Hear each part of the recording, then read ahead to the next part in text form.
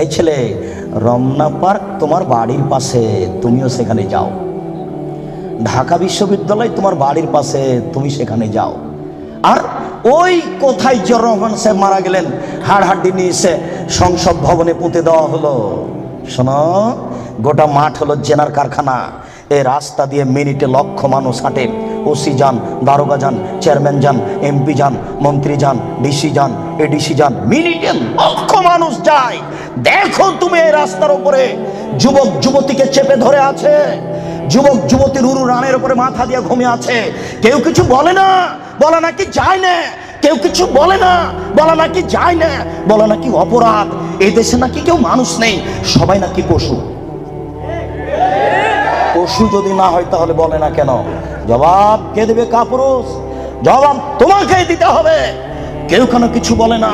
আল্লাহ রাসূল বলেন, আলাইনানে তাজনিনে জেনা হমান নাজর। এই ছেলে, দুই চোখের জেনা হচ্ছে চোখ দিয়ে দেখা। ওয়াল ওজনানের জেনা হমান ইস্তেমাও, দুই কানের জেনা হচ্ছে কান দিয়ে শোনা। ওয়াল ইয়াদ জেনাহাল বাতস, হাতের জেনা হচ্ছে হাত দিয়ে ধরা। আর রিজিল জেনাহাল মাসি, পায়ের জেনা হচ্ছে পা দিয়ে চলা। জেলাল কালব তাতামানা তাস্তাহি, অন্তরের জেনা হচ্ছে পরিকল্পনা করা। জেলাল লেসানে নুতক, জিহ্বার জেনা হচ্ছে কথা বলা। এগুলি সব জেনা। আমি অনুবাদক, হাদিস মুসলিম। এবার তুমি বাঁচো কি করে? এই ছেলে, তোমার মোবাইলে দিন রাত পতিতালয়ের মেয়ে নাচে। শোনো, আল্লাহ রাসূল বলেন, ইনাল মারাতা ইজাস্তাতারাত, যখন কোনো মহিলা সাজসজ্জা গ্রহণ করে, সাজগোজ করে। দেখো তুমি বিপদে পড়েছ, তোমার বোনও বিপদে পড়েছ। আমি অনুবাদক। তিনি বলেন, যখন কোনো মহিলা সাজসজ্জা করে, সাজগোজ করে, ঠোঁটে লিপস্টিক দেয়, পাউডার মাখে, মারাবে মাজলিসিন, তারপরে পুরুষের পাশ দিয়ে হেঁটে যায়, তাই কেদালা কেদা জানিয়ে ও ব্যভিচারণী, ও ব্যভিচারণী, ও ব্যভিচারণী। আমি অনুবাদক। 1450 বছর পূর্বে মুহাম্মদ সাল্লাল্লাহু আলাইহি ওয়াসাল্লাম কথা বলেছেন। আমি অনুবাদক, আমার কিছু করার নেই। আর তোমাকে বলেছে, তোমার মনে আছে দুনিয়াতে দুইটা পাপ আছে, মানুষ না করেই পাপী। মনে আছে কিনা তোমার? দুনিয়াতে দুইটা পাপ আছে, মানুষ না করেই পাপী। তার একটা পাপ হলো, কেউ যদি কাউকে বলে আসো জুয়া খেলি, খেলেইনি, খালি বলেছে আসো খেলি, তাহলে 10 জন ফকিরকে খাওয়াতে হবে। খেলেইনি, খালি বলেছে আসো জুয়া খেলি, তাতে কয়জন ফকিরকে খাওয়াতে হবে? 10 জন ফকিরকে সোয়াজি করে চাউল দিতে হবে, 100 কেজি করে। আরেকটা দুনিয়াতে পাপ আছে, না করেই পাপী। আল্লাহ রাসূল বলছেন, কোন মহিলা যদি সাজগোজ করে, সাজসজ্জা গ্রহণ করে, ঠোঁটে লিপস্টিক দেয়, পাউডার মাখে, মারাবে মাজলিসিন, তারপরে পুরুষের পাশ দিয়ে হেঁটে যায়, তারপরে পুরুষের পাশ দিয়ে হেঁটে যায়, তাই কেদা কেদা জানিয়ে ও ব্যভিচারণী, ও ব্যভিচারণী, ও ব্যভিচারণী, ও যে না করেইনি। আমি অনুবাদক, আমার কিছু করার নেই। আমি নতুনভাবে কিছু বলতে পারি না। 1450 বছর পূর্বে মুহাম্মদ সাল্লাল্লাহু আলাইহি ওয়াসাল্লাম এভাবে বলেছেন। আমি আপনাকে আজকে বাংলা, আরবি থেকে বাংলা করে শোনালাম। এভাবেই তিনি বলেছেন। সম্মানিত উপস্থিতি, এই ছেলে, এখানে তোমাকে আর একটা কথা বলে রাখছি, তুমি মনে রেখো। তুমি কথাকে উল্টে ধরিও না। আজকে তুমি ঢাকা সাভারের কথা উল্টে ধরেছ, তোমার ভুল হয়েছে, তুমি ভুল শুনেছ। আমি বলেছি টিভিতে আন্তর্জাতিক খেলা, ক্রিকেট, ফুটবল দেখা তো বহু দূরের কথা। আমি বলেছি আন্তর্জাতিক খেলা টিভিতে দেখা তো বহু দূরের কথা, আন্তর্জাতিক খেলার গল্প যেখানে চলে সেখানে বসে থাকাও হারাম। দেখি কোন মায়ের বেটা এই ফতোকে উল্টে ধরতে পারে। আর তোমার বাড়ির উপরে, 5 তলা বাড়ির উপরে অনেকগুলি পতাকা, তার একটা হচ্ছে ব্রাজিলের পতাকা। তুমি ব্রাজিলকে চিনো কে? তুমি কি ব্রাজিলকে চিনো কে? আচ্ছা, তুমি কি কোনোদিন ভেবেছো ব্রাজিলকে? আচ্ছা, তোমার বিদ্যা তো নেই, তোমার কি একটু বুদ্ধিও নেই? তুমি কি মানুষই নও? রাজশাহী চাঁপাইনবাবগঞ্জের ভাষাতে তুমি কি অমানুষ? তোমার ভিতরে কি কোনো মানবতাই নেই? ওরা ইহুদি, ওরা খ্রিস্টান, ওরা ইহুদি, ওরা খ্রিস্টান। শোনো, যদি তারা শোনে যে তুমি পায়খানায় পড়ে গেছ, তাহলে অট্ট হাসি দিবে। আর যদি তোমাকে পাশে পাই, তাহলে তোমার মাথার উপরে লাথি মারবে। আর যদি তোমাকে পাশে পাই, তাহলে আরো 3 বালতি পায়খানা তোমার মাথার উপরে দিয়ে দেবে। বলো দেখি, ওরা কারা? ওরা ইহুদি, ওরা খ্রিস্টান, ওরা জন্মসূত্রেই তোমার শত্রু। ওরা বলছে তোমার নবী ভুয়া, মুহাম্মদ সাল্লাল্লাহু আলাইহি ওয়াসাল্লাম ভুয়া নবী। নবী হলে আমাদের মধ্যে থেকে হবে কেন? ইব্রাহিম আমাদের, সুলাইমান আমাদের, দাউদ আমাদের, মুসা আমাদের, ঈসা আমাদের, ইয়াকুব আমাদের, ইউসুফ আমাদের, সব নবী আমাদের। মোহাম্মদ নবী হলে ইহুদি খ্রিস্টানদের মধ্য থেকে হবে, আমাদের মধ্য থেকে হবে। আরে মোহাম্মদ নাকি পৌত্তলিকের মধ্য থেকে হয়েছে। ছি ছি ছি ছি ছি, এখানেও নবী হবে? ছি ছি ছি ছি ছি, এ ভুয়া নবী। তুমি তার পতাকা মাথার উপরে তুলো কাপুরুষ। তোমার বিদ্যাকে আমি কবর দিতে এসেছি, তুমি মনে রেখো তোমার আমি কিছু না কিছু উপকার করবই করবো ইনশাআল্লাহ।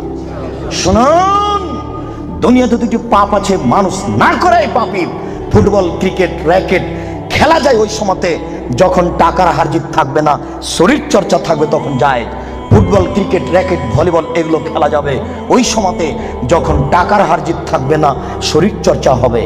আর যাতে শরীর চর্চা নেই, বসে বসে সময় কাটাই, এটা খুবই খারাপ। চৌসার, ছক্কা, লুডু, দাবা, পাঞ্জা, ক্যারাম বোর্ড, তাস, গেমস এইসব খেলায় যদি কেউ অংশগ্রহণ করে তাহলে সে তার হাতকে শরীর শুকুরের রক্তের মধ্যে ডুবিয়ে দিয়েছে। মোহাম্মদ সাল্লাল্লাহু আলাইহি ওয়াসাল্লাম বলেন, মান লাইবা বিনারদি শির ফাকাদাত খালায়াদাহু বিদামি খিনজির। কেউ যদি চৌসার, ছক্কা, লুডু, দাবা, পাঞ্জা, ক্যারাম বোর্ড, তাস, গেমস এই ধরনের খেলায় অংশগ্রহণ করে, সে তার হাতকে শরীর শুকুরের রক্তের মধ্যে ডুবিয়ে দিয়েছে। তুমি সাবধান থাকো। সম্মানিত উপস্থিতি, রাসূল সাল্লাল্লাহু আলাইহি ওয়াসাল্লাম বলেন, ইন্না মিম্মা তাখাওয়াফা আলা উম্মতি, আমার উম্মতের উপরে আমি সবচেয়ে যেটা বেশি ভয় করি, পৃথিবীর মানুষ, আমি বলে গেলাম মুহাম্মদ সাল্লাল্লাহু আলাইহি ওয়াসাল্লাম, আমার উম্মতের উপরে আমি সবচেয়ে যেটা বেশি ভয় করি, এক নম্বর ভয় হচ্ছে আমার উম্মত জেনায় লিপ্ত হবে, এইটা আমার ভয়। দুই, শাহওয়াতুল খাফিয়া, আমার উম্মত গোপন পাপে লিপ্ত হবে, এইটা আমার ভয়। আমার উম্মত গোপন পাপে লিপ্ত হবে, এইটা আমার ভয়। ছেলে মেয়ে, যুবক যুবতী গোসলখানাতে ঢুকলেই পাপ করছে, একাই হলেই পাপ করছে। পুরুষ নারীর জন্য যে কত জেনার গোপন পাপের ব্যবস্থা হয়েছে এখন হিসাব করা যায় না। এই ছেলে, তুমি আছো ঢাকা লালবাগে আর তোমার বান্ধবী আছে লন্ডনে, দুইজন মিলে মোবাইলে গল্প করছো গোপনে। গল্প করতে করতে জামা কাপড় খুলতে লাগলে, খুলতে খুলতে খুলতে এখন দুইজনই উলঙ্গ, দুইজন দুইজনকে দেখতে পাচ্ছে। দুইজনের মধ্যে ব্যবধান হলো 5000 কিলোমিটার। অবাক গোপন পাপ, আশ্চর্য, অবাক। এই ছেলে, তুমি যখন থাকো না তখন তোমার মা মোবাইলে গোপন জেনা করে, প্রেমের গল্প করে, তোমার মা তাহাজ্জুদ পড়ে। এই ছেলে শোনো, তুমি আর তোমার মা যখন থাকে না তখন তোমার বোন মোবাইলে জেনার গল্প করে। মোবাইল মানে জেনা। আল্লাহ নবী 1450 বছর পূর্বে বলেছেন, আমার উম্মত গোপন পাপে লিপ্ত হবে। 15 বছর পূর্বে এইভাবে গোপন পাপ মোবাইলে হতো না। 20 বছর পরে আরো গোপন পাপের কত পথ বের হবে তা আপনাকে আমি এখন ভাষায় বুঝাতে পারবো না। মুহাম্মদ সাল্লাল্লাহু আলাইহি ওয়াসাল্লাম বলেছেন, আমার জীবনে বড় ভয়, এক, আমার উম্মত জেনায় লিপ্ত হবে, দুই, আমার উম্মত গোপন পাপে লিপ্ত হবে। আপনাকে আমি কি দিয়ে বুঝাই সম্মানিত তিনি ভাই? মুহাম্মদ সাল্লাল্লাহু আলাইহি ওয়াসাল্লাম বলেন, রাত যখন অর্ধেক হয় তখন সমস্ত আকাশের দরজা খুলে দেয়। যে ব্যক্তি আল্লাহর কাছে প্রার্থনা করে তার প্রার্থনা কবুল হয়ে যায়। যে ব্যক্তি যা চাই আল্লাহ তাকে তাই দিয়ে দেন। যে ব্যক্তি বিপদে পড়ে বলে আল্লাহ আমাকে বাঁচাও, আল্লাহ তাকে বাঁচিয়ে দেন। ইল্লাল বাগিন বে ফারজেহা, তবে যার জেনার সম্পর্ক আছে তার কথা কবুল হয় না। এই ছেলে শোনো, তুমি ম্যাট্রিক পরীক্ষা দিয়েছো, আল্লাহর কাছে প্রার্থনা করছো, আল্লাহ আমার রেজাল্টটা ভালো করে দাও, আল্লাহ আমার রেজাল্টটা ভালো করে দাও, আমাকে গোল্ডেন দাও। আর তোমার মা তাহাজ্জুদ পড়ার পরে চোখের পানি ঝরিয়ে বলছে, আল্লাহ আমার ছেলেটাকে একটা ভালো রেজাল্ট দাও, গোল্ডেন দিয়ে দাও আমার ছেলেকে। এইভাবে তোমার মা রাতের অন্ধকারে চোখের পানি অঝর নয়নে ঝরিয়ে কাঁদছে। তুমি যখন থাকো না তখন তোমার মা মোবাইলে প্রেমের গল্প করে। তোমার মা কিয়ামত পর্যন্ত কাঁদলেও তার কথা কবুল হবে না। আমি অনবাদক, আমি বুঝাতে পারলাম না। অর্ধেক রাত হলে আকাশের দরজা কি হয়? খুলে দেওয়া হয়। যে যা চাই তাকে আল্লাহ তা দিয়ে দেন। যে যে বিষয়ে প্রার্থনা করে সেটা আল্লাহ কবুল করেন। যে কোনো বিপদে পড়েছে আল্লাহ তাকে উদ্ধার করেন। তবে যার জেনার সম্পর্ক আছে তার কথা আল্লাহ কবুল করেন না। আমি কি দিয়ে বুঝাই জেনা কত বড় বিপদ? আমি কি দিয়ে বোঝাই আপনাকে জেনা কত বড় বিপদ, যেটা ঘরে ঘরে হচ্ছে, যেখানে সেখানে হচ্ছে, যেটা মানুষের কাছে আজকে পাপের কাজ নয়। শোনো, মুনাফিকি করো না বক্তব্যের সাথে। এই ছেলে, তোমাকে আমি কঠিন ভাবে বলে যাচ্ছি, তুমি বক্তব্যের সাথে মুনাফিকি করো না। এখান থেকে উঠার আগে মোবাইলে যত মেয়ের নাম্বার আছে তুমি কেটে দিয়ে উঠবা। জিন্দগিতে কোনোদিন কোনো মেয়ের সাথে গল্প করো না। তোমার সাথে এ অংশে আমার জরুরি কথা আছে, তুমি একটু ধৈর্য ধারণ করো, একটু সামান্য একটু থামো। তোমার সাথে আমার আরো জরুরি কয়েকটি কথা আছে। মুহাম্মদ সাল্লাল্লাহু আলাইহি সাল্লাম বলেন, আমি রাতে ঘুমিয়েছিলাম, জিবরাইল আমার ডান হাত ধরলেন, মেকাইল আমার বাম হাত ধরলেন, ধরে আমাকে নিয়ে চলে যাচ্ছেন। যেতে যেতে দেখি অনেক মানুষ আসাদু সাইনতে খাপান, ফুলে ফেফে বিশাল বিশাল আকৃতি ধারণ করে আছে, 50 হাত 100 হাত উঁচু উঁচু হয়ে আছে। ওয়ান্তানাহু রিহান, দুর্গন্ধে টিকা যায় না, এত গন্ধ। কান্নাহুল মারাহিজ, মনে হচ্ছে যেন তারা গ্রামের টয়লেট, মনে হচ্ছে যেন তারা গণশৌচাগার, মনে হচ্ছে যেন তারা গ্রামের টয়লেট, মনে হচ্ছে যেন তারা গ্রামের শৌচাগার। যেই শৌচাগার টয়লেট পরিষ্কার করা হয় না, গণশৌচাগার, গন্ধে টিকা যায় না, বিশাল বিশাল রূপ ধারণ করে আছে। আমি বললাম, জিবরাইল মানা হলাই, এ কি, এরা কে? জিবরাইল, এরা কারা? ছি ছি ছি ছি, এরা কারা? এতক্ষণে গন্ধ, এতক্ষণে ফুলে আছে। তখন জিবরাইল বললেন, অহমদ জোনাতা সাওয়ানি, এরা হলো ব্যভিচার, ব্যভিচারনি। বলো যুবক, মোটা মোটা হ্যাঁ ফুলে আছে, খুব গন্ধ, এরা কারা? ব্যভিচার, ব্যভিচারনি। তুমি সাবধান থাকো, তুমি একটু অপেক্ষা করো। শুনুন, আল্লাহ নবী বলছেন যে আমার ডান হাত জিবরাইল ধরলেন, বাম হাত মেকাইল ধরলেন, ধরে নিয়ে চলে যাচ্ছেন। যেতে যেতে দেখি একটা গর্ত, চুলার মতো। কোন চুলা? যাতে তন্দুরি রুটি হয়। তন্দুরি রুটি চুলা দেখেছেন? ভিতরে রুটি দিয়ে সিদ্ধ হলে বের করে নেওয়া হয়, এরকম চুলা। তাতাও নার, তার ভিতরে দেখি ধাঁধা ধাঁধা ধাঁধা করে আগুন জ্বলছে। হয় যে ইরতাফাও ইরতাফাও, আগুন যখন জোরে জ্বলে উঠছে তখন ওর ভিতরে যা কিছু আছে সব উপরে চলে যাচ্ছে। হয় যে খামেদাত রাজাউ ফিহা, আর যখন আগুনটা কমে আসছে তখন সব নিচের দিকে চলে যাচ্ছে। ফিহারে চালন অনিসাউন ওরাতন, তাতে দেখি পুরুষ এবং নারী জমা ধরে আছে উলঙ্গ অবস্থায়, পরনে কাপড় নেই কারো, এভাবে জমা ধরে আছে উলঙ্গ অবস্থায়। আগুন যখন জোরে জ্বলে উঠছে দাদা দাদা দাদা করে উপরে চলে যাচ্ছে, আবার যখন আগুন কমে যাচ্ছে তখন নিচের দিকে চলে যাচ্ছে, আর উপরে উঠলে মনে হচ্ছে যেন বের হয়ে পড়ে যাবে। দেখে সেখানে পুরুষ এবং নারী উলঙ্গ অবস্থায় জ্বলছে। আমি বললাম, জিবরাইল মানাউলা, এরা কারা? তখন জিবরাইল বললেন, অহমদ জনাত, তারা হলো ব্যভিচার, ব্যভিচারনি। আল্লাহ নবী বলেছেন, যেসব মহিলারা জেনায় লিপ্ত হবে ওদের লজ্জা স্থানের গন্ধে জাহান্নামীরা জাহান্নামে টিকতে পারবে না। যেসব মহিলারা জেনায় লিপ্ত হবে ওদের লজ্জা স্থানের গন্ধে জাহান্নামীরা জাহান্নামে টিকতে পারবে না। যেসব মহিলারা জেনায় লিপ্ত হবে ওদের লজ্জা স্থানের গন্ধে জাহান্নামীরা জাহান্নামে টিকতে পারবে না। মুহাম্মদ সাল্লাল্লাহু আলাইহি সাল্লাম বলেছেন। শুনুন সম্মানিত দিনী ভাই, আবু হুরায়রা রাদিয়াল্লাহু তাআলা আনহু বলেন, রাসূল সাল্লাল্লাহু আলাইহি সাল্লাম বলেছেন, আল বিকরু বিল বিকরি জিলদু ওয়া তাগরিবু সানা। অবিবাহিত ছেলে মেয়ে যদি জেনায় লিপ্ত হয় তাহলে তাকে 100 লাঠি পিটিয়ে এলাকা থেকে 1 বছরের জন্য তাড়িয়ে দিতে হবে। তিনি বলেন, আস-সাইবু বিস-সাইব রাজম, বিবাহিত পুরুষ নারী যদি জেনায় লিপ্ত হয় তাহলে তাকে ইট ঢেল পাথর দিয়ে মেরে মেরে মেরে ফেলতে হবে। এদেশের লাখো ভাবিকে ইট ঢেল পাথর দিয়ে মেরে ফেলতে হবে যারা দেবরের সাথে জেনায় লিপ্ত হয়েছে। এদেশের লাখো দুলাভাইকে ইট ঢেল পাথর দিয়ে মেরে ফেলতে হবে যারা সেলিকার সাথে জেনায় লিপ্ত হয়েছে। এদেশের লাখো পুরুষকে ইট ঢেল পাথর দিয়ে মেরে ফেলতে হবে যাদের স্ত্রী থাকার পরেও অন্য নারীর সাথে জেনায় লিপ্ত হয়েছে। এদেশের লাখো নারী বেহায়া বেশরমা লজ্জাহীনা নারী যারা স্বামী বাড়িতে থাকার পরেও অন্য পুরুষের সামনে নিজের পরনের কাপড় খুলে উলঙ্গ অবস্থায় জেনায় লিপ্ত হয়। শুনুন, এদের ইট ঢেল পাথর দিয়ে মেরে মেরে মেরে ফেলতে হবে, এদের বাঁচার কোনো পথ নেই। রাসূল সাল্লাল্লাহু আলাইহি সাল্লাম বলেন, 3 শ্রেণীর মানুষকে হত্যা করতে হয়, তবে 2 শ্রেণীর মানুষের বাঁচার পথ আছে। মনে রাখুন, 3 শ্রেণীর মুসলমানকে হত্যা করতে হয়, 2 শ্রেণীর মানুষের বাঁচার পথ আছে, 1 শ্রেণীর মানুষের বাঁচার পথ নেই। এক, কেউ যদি বলে আমি কোরআন মানি না তাহলে তাকে হত্যা করতে হবে। কেউ যদি বলে গাভীর দুধ হারাম তাহলে তাকে হত্যা করতে হবে। কেউ যদি বলে মদ হালাল তাহলে তাকে হত্যা করতে হবে। সরকারের পক্ষ থেকে গলায় ফাঁস দেওয়া হয়েছে, ফাঁস টান টান। তখন বলছে ভুলেছে আমার ভুল হয়েছে, আমি কথা ফিরিয়ে নিলাম। তাহলে তাকে আর ফাঁসি দিতে হবে না, নামিয়ে নিতে হবে, বেঁচে গেল। পাপ করেছিল হত্যার যোগ্য। আমি বুঝাতে পারলাম না মনে হয়। দুই, কেউ যদি কাউকে হত্যা করে তাহলে তাকে হত্যা করতে হবে, এর নাম কিসাস। এই ছেলে, তোমার দাদার বয়স 90 বছর, তাহাজ্জুদ পড়ে ফজরের টাইমে বের হচ্ছিল মসজিদে নামাজ পড়তে যাবে। কালকে তোমার দাদাকে একটা ছেলে গালি দিয়েছে, তাহাজ্জুদ পড়তে বের হওয়ার সময় দেখো ওই ছেলেটা, তোমার দাদা এক থাপ্পড় দিতে ছেলেটা মারা গেছে।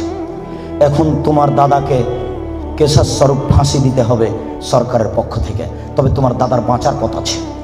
ওই ছেলেটার বাপ মা যদি বলে আচ্ছা যাক আমাদের ছেলেকে মেরেছে আমরা মারবো না, তাহলে তোমার দাদা বেঁচে গেলেন। কথা কি বুঝাতে পেরেছি? তিন, রাজুলুন জানা বাদায় হেসানিন, কেউ যদি বিবাহ করার পরে জেনায় লিপ্ত হয় তাহলে তাকে হত্যা করতে হবে, তার বাঁচার কোনো পথ নেই। কেউ যদি বিবাহ করার পরে জেনায় লিপ্ত হয় তাহলে তাকে হত্যা করতে হবে, তার বাঁচার পথ নেই। একটু জাতের মানে তুমি গ্রামে দিয়ে গ্রামের সম্প্রদায়ের একজন মহিলা আসলো আল্লাহ রাসূলের দরবারে, এসে বলছে তাহিরনি ইয়া রাসূলুল্লাহ, হে আল্লাহ রাসূল আপনি আমাকে পবিত্র করুন। তখন আল্লাহ রাসূল বললেন ইরজি, বাড়ি তুমি ফিরে যাও, আস্তাগফিরুল্লাহ, আল্লাহর নিকটে ক্ষমা চাও, ও তুমি ইলাইহি, তুমি তওবা করো, তোমার পাপ ক্ষমা হয়ে যাবে। তখন মহিলাটি বলছে হ্যাঁ তুরা দাদুনি কামারা দাদ্দা মাইজুল মালিক, আপনি মাইজুল মালিকের বিচার না করে বারবার ফিরিয়ে দিয়েছিলেন, আপনি কি আমাকে সেইভাবে ফিরিয়ে দিতে চাচ্ছেন? আমার পেট উঁচু হয়েছে, অবৈধ সন্তানে আমার পেটে অবৈধ সন্তান রয়েছে, দয়া করে আপনি আমাকে ফিরিয়ে দিন না, আমার বিচার করে দেন। তখন আল্লাহ রাসূল বললেন আচ্ছা ঠিক আছে, যেই হাতে তালে দিই, তুমি বাড়ি চলে যাও, যেদিন তোমার বাচ্চা হবে সেদিন আসিও, বিচার করে দেব। মহিলা বাড়ি চলে গেল। বাচ্চা সবে মাত্র প্রসব হয়েছে, মুসলিম গ্রন্থে এসেছে ওই বাচ্চাটাকে ন্যাকড়ার মধ্যে জড়িয়েছে, প্রসব হওয়া মাত্র জড়িয়ে নিয়ে এসে আল্লাহ রাসূলের দরবারে এসে বলছে আল্লাহ রাসূল এ দেখেন বাচ্চা প্রসব হয়েছে, বিচার করে দেন। আল্লাহ রাসূল মাথাটা নিচু করে বলছেন যে বাড়ি চলে যাও, আর যেই হে বাচ্চাকে দুধ খাওয়াও, হাতে তাতে মেহে, যেদিন বাচ্চা দুধ ছেড়ে দিবে সেদিন আসিও, বিচার করে দেবো। মহিলা চলে গেল, বাচ্চাকে 2 বছর দুধ পান করালো। 2 বছর পরে মহিলা বিচারালয়ে উপস্থিত, অফিয়াদেহি কেসরাত খুরজিন, এমত অবস্থায় বাচ্চার হাতে এক টুকরা রুটি রয়েছে, এই রুটি প্রমাণ করে বাচ্চা খাদ্য খেতে পারে। ওয়াসতাদাহু বেয়াদের রাজুলিন মিনাল মুসলিমিনা, আল্লাহ রাসূল ওই ছেলেটাকে একজন মুসলমানের হাতে সমর্পণ করলেন, বললেন যাও তুমি এই ছেলেটাকে লালন পালন করো। তিনি বললেন সঙ্গী সাথী এই যাবো বিহা, তোমরা একে মাঠে নিয়ে যাও, এই মহিলাকে মাঠে নিয়ে যাও, আফিরুল্লাহ সাথে মাঠে নিয়ে গিয়ে গর্ত খুঁড়ে বুক পর্যন্ত পুঁতে দাও, ফারজেমুহা, এরপরে তোমাকে তাকে ইট ঢেল পাথর দিয়ে মেরে ফেলো। সাহাবীগণ বলেন আমরা তাকে মাঠে নিয়ে গেলাম, মাঠে নিয়ে গিয়ে গর্ত খুঁড়ে বুক পর্যন্ত মাটিতে পুঁতে দিলাম, এরপরে চতুর্দিক থেকে ইট ঢেল পাথর মারতে লাগলাম। খালিদ বিন ওয়ালিদ বলেন একটা পাথর আমি নিয়ে তার মুখের উপরে মারলাম, ফাতারা জাহাতাম আলাওয়াজে খালিদ, পাথরটা মুখে লেগে মুখ ফেটে রক্ত ছিটে খালিদের গায়ে লাগলো। খালিদ গালি দিয়ে বলছিলেন ছি ছি, একজন জেনাকারিনী মহিলার গায়ের রক্ত আমার গায়ে লাগলো, এরকম কিছু হবে? আল্লাহ রাসূল বললেন মারে রে খালিদ তুমি গালি দিও না, লাগা তাওবাতান লাউ তাওয়া সায়মাকসিন লা গফিরা লাহু। এই মহিলা আল্লাহর দরবারে এত ক্ষমা ভিক্ষা চেয়েছে, এই মহিলা আল্লাহর দরবারে এত কান্নাকাটি করেছে, পৃথিবীর বড় থেকে বড় পাপী যদি এইভাবে কান্নাকাটি করে তাহলে তার পাপ ক্ষমা হয়ে যাবে। খালিদ তুমি একে গালি দিও না, দুঃখিত আপনাকে আমি কি দিয়ে বুঝাই, পৃথিবীর সবচেয়ে বড় পাওয়ারফুল মানুষ হচ্ছেন মুহাম্মদ সাল্লাল্লাহু আলাইহি ওয়াসাল্লাম। পৃথিবীর ইতিহাসে এত বড় পাওয়ারফুল মানুষ কেউ জন্ম নেয়নি, কিয়ামত পর্যন্ত কেউ নিবে না। জান্নাতের গেটে বড় অক্ষরে লেখা আছে সর্বপ্রথমে যিনি জান্নাতে প্রবেশ করবেন তিনি হলেন মুহাম্মদ সাল্লাল্লাহু আলাইহি ওয়াসাল্লাম। জান্নাতের ভিতরে একটা ঘর আছে, সেই ঘরের ভিতর দিকে একজন ফেরেশতাকে দাঁড় করে রাখা হয়েছে, এখনো উপস্থিত। তাকে বলা হয়েছে কেউ যদি বাহির থেকে এসে ঠক ঠক করে শব্দ দেয়, কে যদি বাহির থেকে বলে মুহাম্মদ, তাহলে এই দরজা খুলে দিও, এই ঘর মোহাম্মদ ছাড়া কারোর জন্য খোলা হবে না। আপনাকে আমি কি দিয়ে বুঝাই মোহাম্মদ সাল্লাল্লাহু আলাইহি সাল্লাম কত বড় পাওয়ারফুল মানুষ। বিচারের মাঠে ইব্রাহিম আলাইহিস সালাম বলবেন কাদ গাজিবা আলাইয়া রাব্বি, আমার প্রতিপালক আমার উপরে রাগ করেছেন, মা গাজিবা মিন কাল্লালাবাদ, আমার প্রতিপালক এইরকম রাগ পূর্বেও কোনোদিন করেননি, ভবিষ্যতেও কোনোদিন করবেন না। নাফসি নাফসি, আমার যে কি হয় তা আমি নিজেই বুঝি না। এইভাবে চিল্লাচিল্লি করবেন ইব্রাহিম আলাইহিস সালাম। আপনার হুজুরের কি হবে, পীর সাহেবের, আপনাকে আমি কি দিয়ে বুঝাই? শুনুন, ওই সময়তে মুহাম্মদ সাল্লাল্লাহু আলাইহি সাল্লাম সিজদায় পড়বেন, তখন আল্লাহ বলবেন এই ফারাসাক সালতুতা আসেতু সাফা, মোহাম্মদ মাথা উঠান, বলেন যা বলবেন তাই মেনে নিব, যেই কথা বলবেন আমি সেই কথা গ্রহণ করব। আপনি মাথা উঠান না, আপনি বলেন না আমাকে কি বলছেন, আমি আল্লাহ, আপনি যা বলবেন তাই মেনে নিব। এত বড় পাওয়ারফুল মানুষ, একটু বলতে পারলেন না, যাও যাও তোমার বিচার হবে না, তোমার পাপ ক্ষমা হয়ে গেছে, যাও তোমার বিচার হবে না, এই কথা তিনি বলতে পারলেন না। এত বড় পাওয়ারফুল মানুষ, তিনি খালি বললেন খালিদ তুমি একে গালি দিও না, এত তওবা করেছে, এরকম তওবা যদি বড় থেকে বড় পাপী করে তাহলে তার পাপকে ক্ষমা করা হবে খালিদ, তার মানে এর পাপ ক্ষমা হয়ে গেছে। তাই তো তিনি জানাজা করলেন, তাই তো তিনি কাফন দাফন করলেন, কিন্তু তিনি তাকে বলতে পারলেন না যাও যাও তোমার বিচার হবে না, তোমার পাপ ক্ষমা হয়ে গেছে। পৃথিবীর সবচেয়ে বড় পাওয়ারফুল মানুষ এ কথা বলতে পারলেন না, তার মানে বিবাহ করার পরে জেনায় লিপ্ত হলে তার দুনিয়াতে বেঁচে থাকার কোনো সুযোগ নেই। আমি আপনাকে কি দিয়ে বুঝাই শরীয়ত কি জিনিস? বিবাহ করার পরে জেনায় লিপ্ত হলে তার বেঁচে থাকার কোনো সুযোগ নেই। আব্দুর রাজ্জাক সাহেব, কথা বুঝেছি, একটু দয়া করে কোনো পথঘাট বলেন। জি পথঘাট আছে, চিন্তা করবেন না, নিরাশার কিছু নেই। শুনুন, নিরাশার কিছু নেই। এই পাপ কার সাথে জড়িত? আল্লাহর সাথে জড়িত। আল্লাহ নবী বলেছেন কে যদি জেনে শুনে 1 টাকা সুদ খায়, 36 বার জেনা করে যত পাপ হবে 1 টাকা সুদ খেলে তার চেয়ে বেশি পাপ হবে। তিনি বলেছেন সুদের পাপের 70টি ভাগ রয়েছে, ছোট ভাগ হলো মার সাথে জেনা করলে যেমন পাপ হয়। সুদ যত বড়ই পাপ হোক না কেন, সুদের পাপ কার সাথে জড়িত? আল্লাহর সাথে জড়িত। জেনার পাপ কার সাথে জড়িত? আল্লাহর সাথে জড়িত। যুবক তুমি নিরাশা হবে না, নিরাশার কিছু নেই। শোনো, ওই মোড়ে উঠে এইখানে রিক্সা থেকে নেমে রিক্সাওয়ালাকে বলছো এই রিক্সাওয়ালা কয় টাকা ভাড়া রে? 40 টাকা। হ্যাঁ বেটা 20 টাকা ভাড়া, 40 টাকা চাও, এক থাপ্পড় দিয়ে 20 টাকা দিয়ে বিদায় করে দিলে।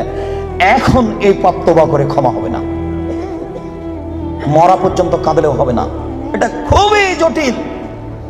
জেনার পাপের চেয়ে রিক্সাওয়ালাকে একটা থাপ্পড় মারা কত যে কঠিন, আপনাকে আমি কি দিয়ে বুঝাই?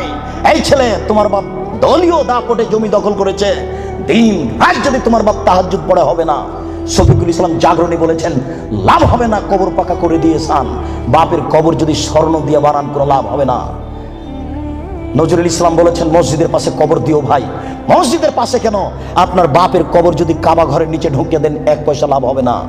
শুনুন, রিক্সাওয়ালাকে থাপ্পড় মেরেছেন, ক্ষমার পৃথিবীতে কোনো সুযোগ নেই। রিক্সাওয়ালাকে খুঁজে বের করতে হবে, খুঁজে বের করে হাত ধরে বলতে হবে ও রিক্সাওয়ালা, আমি বুঝতে পারিনি গো, তোমাকে 1 থাপ্পড় মারা আমার ভুল হয়েছে, তুমি আমাকে মাফ করো। এই কথা বলার পূর্ব পর্যন্ত পৃথিবীতে কোথাও ক্ষমা নেই। এরা মানুষের সাথে জড়িত পাপ। এই ছেলে, তুমি দিন রাত গরু জবাই করা আর কসাই গোস্ত বিক্রি করো, কোটি টাকা ইনকাম করো, তাতে আসে যায় না। কোটি টাকা ইনকাম করো, তাতে আসে যায় না। প্রত্যেক দাঁড়িতে 50 করে গোস্ত কম দিয়েছ, এখন ক্ষমা নেও দেখি। কিয়ামত পর্যন্ত তওবা করলে এই পাপ ক্ষমা হবে না। জেনা যত বড়ই পাপ হোক না কেন, গোস্ত ঠকিয়ে বিক্রি করার চেয়ে ছোট, গোস্ত ঠকিয়ে বিক্রি করার চেয়ে অনেক বেশি বড় পাপ। এই ছেলে, তুমি তো শহরে প্রতারণা দিয়ে ব্যবসা করছো, এটা দাম কত? 1500। তুমি জানো যে এর দাম 300। আচ্ছা 300 তুমি 500 চাও, চলন্ত বাজার যদি আর 2000 টাকা হয় তবু জায়েজ। তুমি জেনে শুনে বললে 1500 টাকা, তার মানে তুমি প্রতারণা দিয়েছ। একদিনে যদি কোটি টাকা ইনকাম হয় তবু তোমাকে একদিন ভিক্ষুক হতেই হবে। তুমি এইভাবে ব্যবসা কোনোদিন সফলতা অর্জন করতে পারবে না। শুনুন, ডবল দাম নেওয়া যায়, প্রমাণ 10 গুণ দাম নেওয়া যায় যদি চলন্ত বাজার সেটা হয়। প্রমাণ আল্লাহ রাসূল বলেন আনাস, এই যে 1 টাকা নাও, ছাগল কিনে নিয়ে আসো। আনাস বাজারে গিয়ে 1 টাকা দিয়ে ছাগল কিনে আরেক জায়গাতে 2 টাকায় বিক্রি করেছেন। 2 টাকা দিয়ে বিক্রি করে আবার 1 টাকা দিয়ে একটা ছাগল কিনেছেন আর 1 টাকা নিয়ে চলে এসেছেন। আল্লাহ রাসূল এনেন একটা ছাগল আর 1 টাকা। আনাস কি ব্যাপার, তোমাকে যে আমি টাকা দিয়েছি একটা ছাগল কেনার জন্য, তো টাকাও দিচ্ছ ছাগলও যে দিচ্ছ। আল্লাহ রাসূল, আমি বাজারে একটা ছাগল কিনে ওকে 2 টাকায় বিক্রি করেছি। তারপরে 1 টাকা দিয়ে আরেকটা ছাগল কিনেছি আর 1 টাকা ফিরে নিয়ে এসেছে। আচ্ছা আচ্ছা, বারাকাল্লাহু ফি তিজারাতিক, আল্লাহ তোমার ব্যবসাতে বরকত দান করুক। কি বুঝলেন? ডবল দামে বিক্রি করেছে। ঢাকার ওই পারে যদি 1 টাকা বড় 600 টাকা গজ হয়, আর এই পারে যদি 1200 টাকা গজ হয়, তবুও জায়েজ। হোমিও ডাক্তার আমাকে বলছে, আব্দুর রাজাক সাহেব, মাত্র এই বোতলে 10 টাকার ওষুধ আছে, আমি এখান থেকে 1 ফোঁটা ওষুধ দিয়ে 3000 টাকা নিই। যদি টাকা কম নিই তাহলে তার ভরসা কমে যাবে। একদিন পরে আবার এসেছে, এসে বলছে ওষুধ দেন। কি করি, আমিও নিরুপায়। তখন এমনি পানি দিয়েছি, কিচ্ছু না, পানি দিয়েছি, দিয়ে 500 টাকা নিয়েছি। যদি 50 টাকা নিই তাহলে সে মনে মনে বলবে আমাকে কোনো ওষুধ দিল না, আমি কি করব? তখন আমি বললাম, ব্যবসা করো, প্রতারণা দিও না। চলন্ত বাজার যদি 1500 টাকা হয় তাহলে নেও, অথবা 500 টাকা নেও, ওই সময় 200 টাকা নিও। তুমি বুঝতে পারছো এটা প্রতারণা, এমন কিছু করো না, জেনার চেয়ে এটা অনেক অনেক অনেক জটিল। সম্মানিত উপস্থিতি, এই ছেলেরা, তোমাকে আশ্বস্ত করছি, নিরাশা হয় না। তবে আমি তোমাকে বলেছি, এখান থেকে উঠার আগে মোবাইলে যেন আর কোনো মেয়ের নাম্বার না থাকে। এবার শোনো, তুমি যদি আজকে মোবাইলের সব নাম্বার কেটে দিতে পারো, আর তুমি যদি বলতে পারো আমি জিন্দেগিতে আর কোনোদিন কোনো মেয়ের সাথে কথা বলবো না, তাহলে তুমি যে কোনো বিপদ থেকে বেঁচে যাবা। আমি আলোচনার শেষের দিকে আসছি।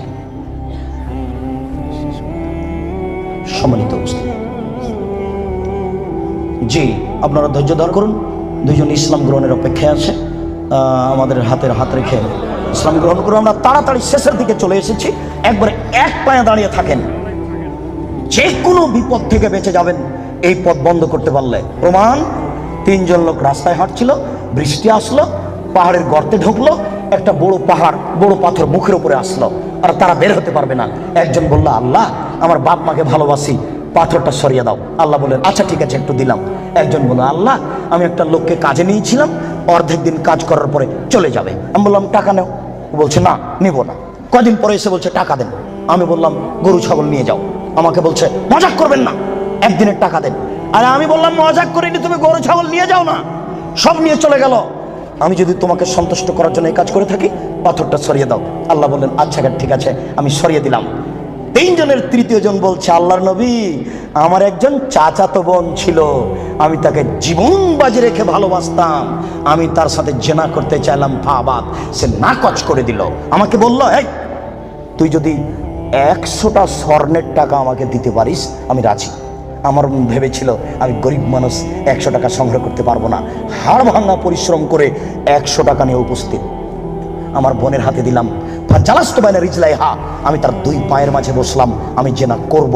তখন আমার বোন বলছে, আব্দুল্লাহ, হে আল্লাহর বান্দা, ইত্তাকিল্লাহ, আল্লাহকে ভয় কর রে, ওরা তাফতাহিল খাতামা, তুই আমাকে অসতী প্রমাণ করিস না। হে আল্লাহর বান্দা, তুই আল্লাহকে ভয় কর রে, আমাকে অসতী করিস না। ফাকুমতা আনহা, আমি ওখান থেকে উঠে গেছি, তোমার ভয়ে পাথর সরিয়ে দাও। আল্লাহ বলেন, আচ্ছা ঠিক আছে, আমি পাথর সরিয়ে দিলাম। এ দেখো, বিপদ থেকে বেঁচে গেল জেনা বন্ধ করার কারণে। আমি মানে বুঝাতে পারলাম না। বুখারী মুসলিমের হাদিস। 2, এই ছেলে শোনো, শুধু বাঁচা নয়, আজকে থেকে তুমি যদি বলতে পারো, কোনো মেয়ে যদি তোমার সাথে জেনার গল্প করতে চাই, তাহলে তুমি মোবাইলে বলবা, এমনি আখাফুল্লাহ, আমি আল্লাহকে ভয় করি, জিন্দেগিতে আমি তোমার সাথে আর কোনোদিন কথা বলবো না, তুমি আমার সাথে কথা বলবো না। এই কথা যদি তুমি বলতে পারো, বিচারের মাঠে তুমি বিশেষ ছায়াতলে 7 শ্রেণীর মানুষ থাকবে, তবে তো তুমি একজন। বুখারী মুসলিম। আমি কি বুঝাতে পেরেছি? তার মধ্যে তুমি একজন। 3, এবার তোমাকে ছেড়ে চলে আসলাম তোমার বোন আর তোমার মায়ের কাছে। রাসূল সাল্লাল্লাহু আলাইহি ওয়াসাল্লাম বলেছেন, কেউ যদি 4টি কাজ করতে পারে, কোনো নারী যদি 4টি কাজ করতে পারে, জান্নাতের যে কোনো দরজাতে ঢুকতে পাবে। 1, 5 ওয়াক্ত নামাজ পড়বে। 2, রমজান মাসে রোজা থাকবে। 3, স্বামীকে মেনে চলবে। 4, জেনায় লিপ্ত হবে না, জান্নাতের যে কোনো দরজাতে ঢুকতে পাবে, কোনো সমস্যা নেই। এবার সবার জন্য আল্লাহ তাআলা বলেন, ওয়ানাহান নাফসা আনিল হাওয়া ফাইনাল জান্নাতাল হিয়াল মাওয়া। পৃথিবীর মানুষ, তোমরা শুনে রাখো, আমি আল্লাহ বলছি, তোমরা যদি তোমাদের প্রবৃত্তিকে ঠেকাতে পারো, যদি বলো আর কোনোদিন জেনায় লিপ্ত হব না, তাহলে আমি আল্লাহ তোমাদের জন্য জান্নাতুল মাওয়া রেখেছি। যারা প্রবৃত্তিকে ঠেকাতে পারবে তাদের জন্য আল্লাহ জান্নাতুল মাওয়া রেখেছেন। সম্মানিত উপস্থিতি, জেনা যত বড়ই পাপ হোক না কেন, আজকে আপনি সেখান থেকে ফিরে আসার চেষ্টা করুন, আল্লাহ আপনাকে রক্ষা করবেন ইনশাআল্লাহ। সম্মানিত উপস্থিতি, শেষের দিকে এসে বলছি, আপনারা জানেন আমি 12 থেকে 15 বছর থেকে ঢাকায় আসি। তখন থেকে আমি ভাবছিলাম একটা ঢাকায় বা ঢাকার আশেপাশে কোথায় একটা বিশাল ভূখণ্ড পাওয়া যাবে যেখানে একটা উন্নত মানের প্রতিষ্ঠান গড়া যাবে। ঘুরতে ঘুরতে দেখলাম এই যে 300 ফুট রাস্তার মাথায় পূর্বাচলের পাশে দেবই বাজারের এখানে এলাকার লোকেরা 14 বিঘা জমি আমার হাতে হস্তান্তর করেছে। 2013 সালের 24শে আগস্ট রোজ মঙ্গলবার আমি বলেছি জনগণের উদ্দেশ্যে আমার হাতে টাকা নাই, একথাও সত্য, এখানে প্রতিষ্ঠান গড়বে, একথাও সত্য, ইনশাল্লাহ গড়বেই গড়বে যে কোনো মূল্যে। আপনি এখন দেখতে গেলে খুশি হয়ে যাবেন। ছেলেদের মেয়েদের উন্নত মানের থাকার ব্যবস্থা রয়েছে, উন্নত মানের খাওয়ার ব্যবস্থা রয়েছে। ভর্তির তারিখ 2রা জানুয়ারি রোজ শনিবার। ছেলেদের মেয়েদের উন্নত মানের থাকার ব্যবস্থা রয়েছে, উন্নত মানের খাওয়ার ব্যবস্থা রয়েছে। কোটি টাকা লাগে না, লক্ষ টাকা লাগে না। অত টাকা খরচ করে কি করবেন? 1 to 0 পড়িয়ে ওখানে ছেলে মেয়ে নিয়ে যান।